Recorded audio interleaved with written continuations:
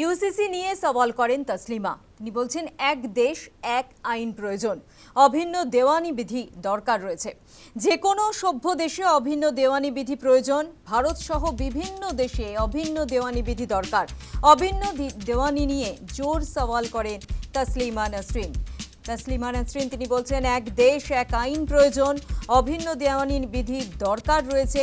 যে কোনো সভ্য দেশে অভিন্ন দেওয়ানি বিধি প্রয়োজন। ভারত সহ বিভিন্ন দেশে অভিন্ন দেওয়ানি বিধি দরকার। অভিন্ন দেওয়ানি নিয়ে জোর সওয়াল তসলিমার। কি বলেছেন তিনি, শোনাবো। এক দেশ এক আইন আমরা চাই, সবার জন্য সমান আইন চাই। বিশেষ করে নারীরা ধর্মীয় আইনের অধীনে যদি থাকে তাহলে তাদের বিরুদ্ধে বৈষম্য আমরা দেখি, নির্যাতন দেখি। তো সেইগুলো চলে যায় যদি আমরা সমান অধিকারের ভিত্তিতে অভিন্ন দেওয়ানি বিধি তৈরি করি, এবং এটা মাস্ট, এটা সভ্যতার প্রথম শর্ত। কারণ এখানে আমরা দেখছি মুসলিম মেয়েরা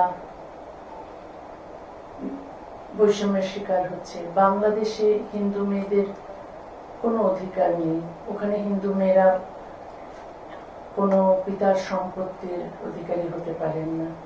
তারা ওখানে হিন্দু পুরুষেরা বহুবিবাহ, ওখানে তাদের বহুবিবাহ প্রথা তারা উদযাপন করেন।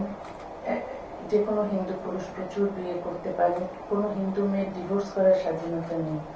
কিন্তু ভারতবর্ষে সেই হিন্দুদের জন্য যে আইন ছিল 1956 হিন্দু অ্যাক্টে, সেটা সমানাধিকারের ভিত্তিতে করা হয়েছে, কিন্তু বাংলাদেশে করা হয়নি।